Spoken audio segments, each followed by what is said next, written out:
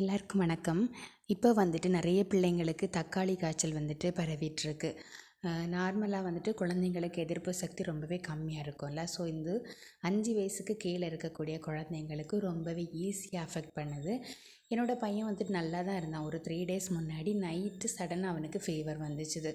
ஒரு 9:30 இருக்கும் நைட்டு. அந்த டைமில் வந்துட்டு ஃபஸ்ட்டு ஃபீவர் வந்துச்சு. நான் மெடிசின் கொடுத்துட்டு அதுக்கப்புறமா ஏர்லி மார்னிங் திரும்பவும் ஃபீவர் வந்துச்சுது. அப்புறம் அந்த காலை நான் தொட்டு பார்க்கும்போது ரொம்ப பெருன்னு இருந்துச்சுது. அப்புறம் மார்னிங் பார்க்கும்போது பிளிஸ்டர் மாதிரி கொப்பளமாட்டு ஃபார்ம் ஆகிடுச்சிது. உடனே ஹாஸ்பிட்டல் வந்துட்டு கூட்டிகிட்டு போனோம். டாக்டர் பார்த்துட்டு சொன்னாங்க, இது வந்துட்டு தக்காளி காய்ச்சல், எதுவும் பண்ணாது, பட் இந்த பிளிஸ்டர் எல்லாமே செட்டில் ஆக கொஞ்சம் டைம் எடுக்கும். அது வரைக்கும் ஃபீவர் அப்பப்போ வரலாம். குழந்தைங்களுக்கு ரொம்ப பாடி பெயின் இருக்கும். நிறைய பிள்ளைங்களால் சாப்பிட முடியாது. ஸோ அது ரொம்ப கேர்ஃபுல்லாக பார்த்துக்குங்கன்னு சொன்னாங்க. சாப்பிட முடியாட்டி, விழுங்க முடியாட்டி உடனே ஹாஸ்பிட்டல் கூட்டிகிட்டு வந்துடுங்க அப்படின்னு சொல்லியிருந்தாங்க. ஏன்னா சாப்பிடாமலாம் இருந்தாங்கன்னா குழந்தைங்க ரொம்ப டீஹைட்ரேஷன் ஆயிடுவாங்கல்ல.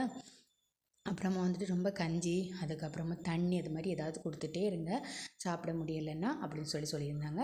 இந்த தக்காளி காய்ச்சலோட ஒரே ஒரு ப்ராப்ளம் என்ன அப்படின்னா, நிமோனியா டெவலப் ஆகலாம்.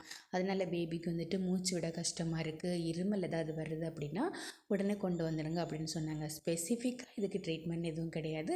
ஆன்டிபயோட்டிக் தரோம். அப்புறம் வந்துட்டு இந்த பிளிஸ்டர்ஸ்லாம் இருக்குல்ல, அதில் வந்துட்டு போடுறதுக்கு மருந்து தரோம் அப்படின்னு சொல்லிட்டு லோஷன் தந்திருந்தாங்க.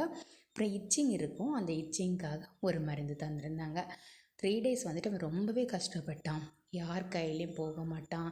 என்னோடய தோளிலே தான் இருந்தான். அவனுக்கு வந்துட்டு 1 இயர் தான் ஆகுது.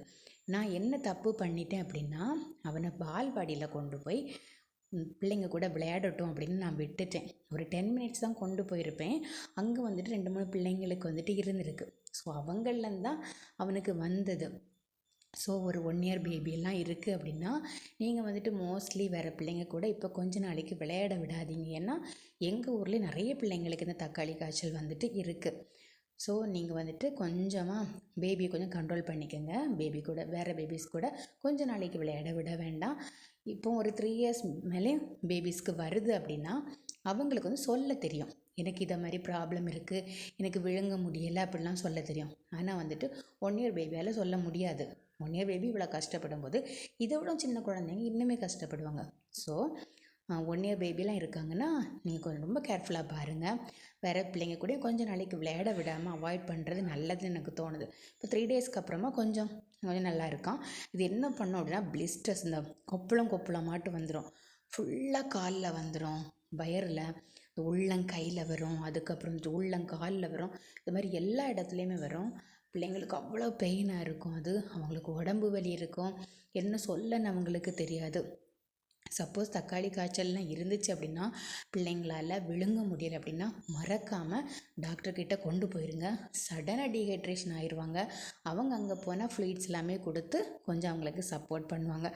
ஸோ டாக்டர்கிட்ட காமிக்க மறக்கவே மறந்துடாதீங்க. வேறு என்னென்னா, இச்சிங் இருக்குது, ரொம்ப இச்சிங் இருந்தது அவனுக்கு வந்து முட்டு போட்டு தவழ்ந்தெல்லாம் போக முடியலை. ஏன்னா முட்டில் வந்துட்டு ஸ்பெசிஃபிக்காக கால் முட்டில் நிறைய இருந்துச்சு. அவனுக்கு அந்த பிளிஸ்டர் வந்துட்டு பெருசாக அந்த பிளிஸ்டர் இருந்துச்சு. இப்போ ஏதோ கொஞ்சம் பரவாயில்லாமல் இருக்கான். இப்போ வந்துட்டு ஒன்றா கரிய தொடங்கியிருக்கு. அது வந்துட்டு எவ்வளோ ஸ்பீடாக அந்த தக்காளி காய்ச்சலில் அந்த பிளிஸ்டர் வந்துட்டு, அதாவது வந்து கொப்பளம் ஃபார்ம் ஆகுமோ அந்த அளவுக்கு ஸ்பீடாக அது கரிஞ்சும் போயிடும். நேற்றுக்கு வந்துட்டு 1-2 கரிஞ்சிருந்து இன்றைக்கி வந்து நிறையவே கரிஞ்சிட்டது. ஸோ அது வந்தது மாதிரி அது காணாமல் போயிடும். பட் ஸ்க்ராட்ச் பண்ண விடாதீங்க.